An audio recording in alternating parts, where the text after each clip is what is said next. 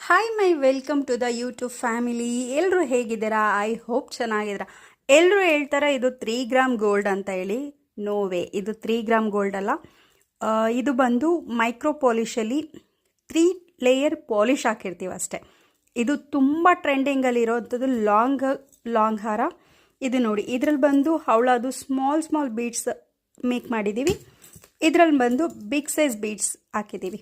Okay, ನಿಮಗೆ ಯಾವುದು ಬೇಕೋ ಅದನ್ನು ಸ್ಕ್ರೀನ್ಶಾಟ್ ತೆಗೆದು ವಾಟ್ಸಪ್ ಮಾಡಿ. ಇದು 3ನೇ ಸಲ ರೀಸ್ಟಾಕ್ ಮಾಡಿಸ್ತಾ ಇರೋದು. ಎಷ್ಟು ಸಲ ರೀಸ್ಟಾಕ್ ಮಾಡಿಸಿದ್ರು ಕೂಡ ಅಷ್ಟು ಸಲನೂ ಶೋಲ್ಡ್ ಔಟ್ ಆಗ್ತಿದೆ.